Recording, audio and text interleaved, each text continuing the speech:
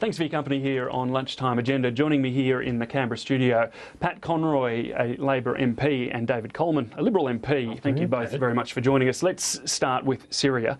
The US and Arab nations have joined this coalition, started bombing raids in Syria.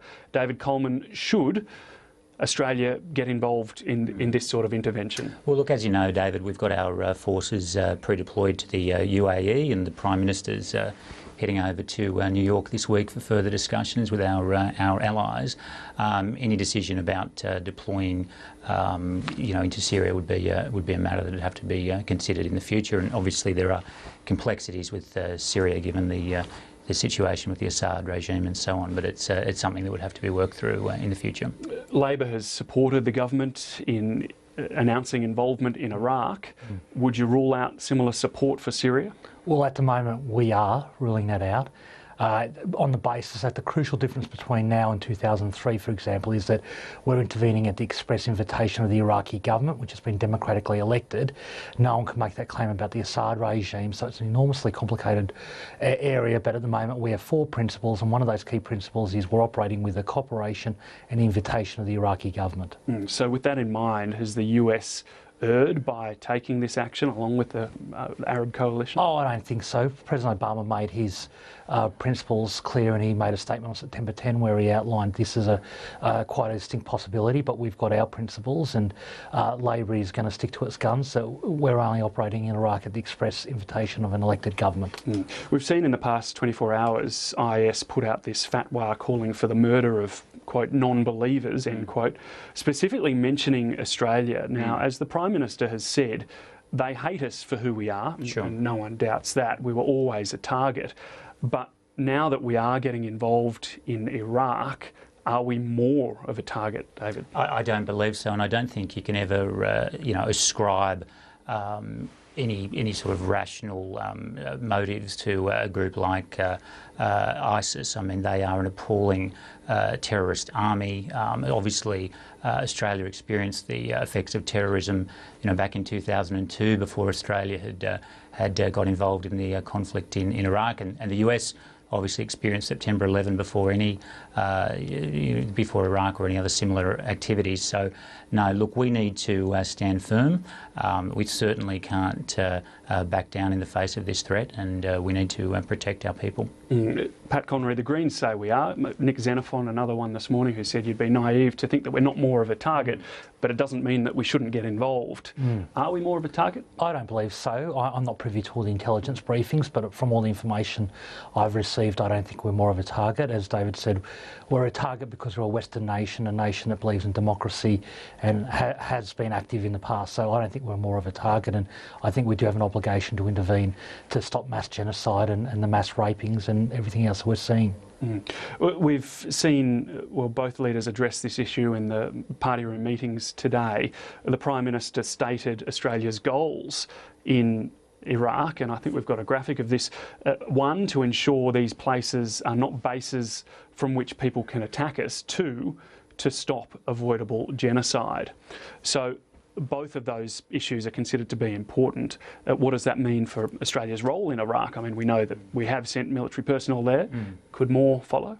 Well, look, we have to make sure that we do everything we can to degrade ISIL. It is a group that has specifically threatened us with this so-called fatwa issued overnight, and what we believe has occurred or was planned to be occurred in Sydney, and we need to be very strong to degrade its ability. We can't have it using the Middle East as a staging post, a preparation ground for international attacks, and equally we can't stand by in a situation such as we saw with the Yazidi people on Mount Sinjar of basically indiscriminate mass murder.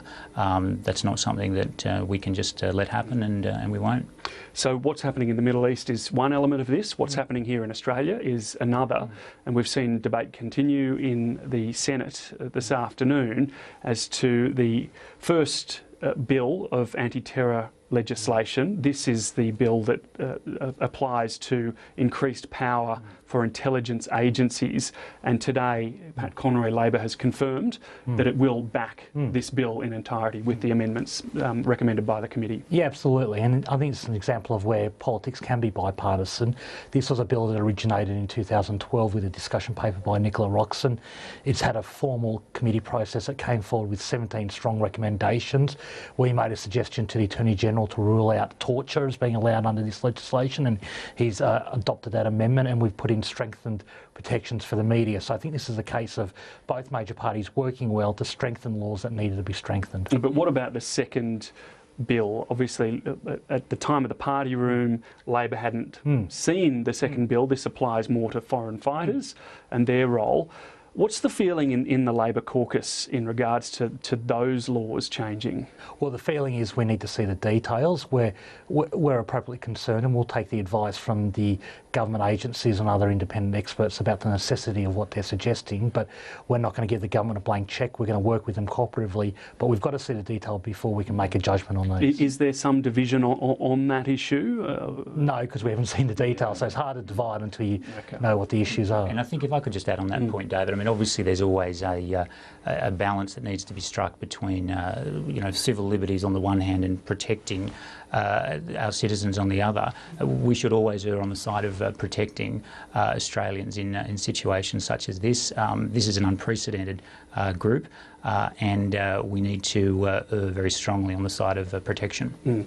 Well, as we mentioned earlier in the program, the Prime Minister will tonight fly to New York. He's going to address the UN Security Council. He won't, though, be attending the UN summit on climate change. David Coleman, why not?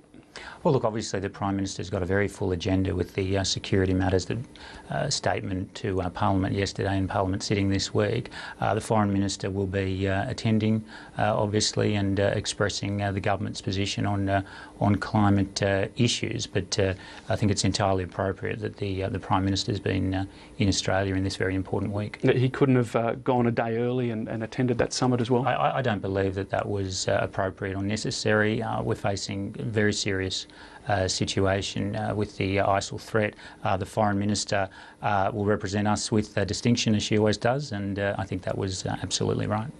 Is that appropriate, Pat Conroy? I disagree. I think he could have easily left after question time yesterday. I've seen the Prime Minister's aircraft. I've been on it. It's got plenty of modern communications gear, which means you can stay in touch when you're in travel. And I just think that, yet again, this government is letting down his country on climate change. President Obama will be there.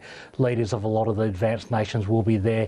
And it seriously just demonstrates yet again that this government can't be trusted on climate change. China and India won't be sending their leaders, though, to that conference, and their role in any global agreement is crucial. Well, they'll have senior representation there, but the most important thing is we will, but quite frankly, China's matched their words with actions. Only last week they made more policies clear about how they'll combat climate change. Not only are we not turning up at a very high level at these important forums, our policies are falling down and going backwards, and we're the only country in the world where that's occurring. And David obviously have to pick up on that. A few different furphies there. I mean, look, the reality on China is that whilst it has a few trial emissions trading schemes, 99% of permits are given away for free. The US, there are very limited ETSs in place and with huge exceptions.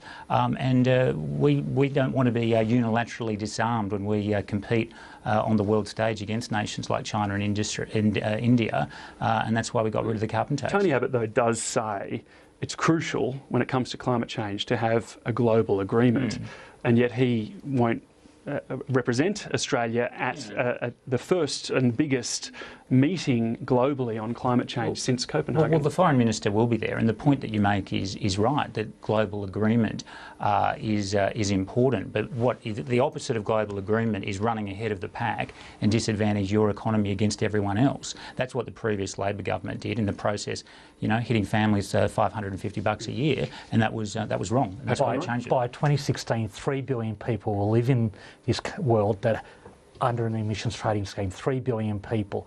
We're not acting ahead of the world, we're acting with the world. And under the carbon price, the stock market went up 34%. Employment grew by 130,000. The world didn't end and emissions fell. This government is the only government in the world going backwards on climate change. We'll be a laggard while the rest of the world is taking action. Pat Connery, David Coleman, we'll have to leave it there. Thank you both very much for your conversation this afternoon. You've got to get to question time, I know. Thanks, Dave.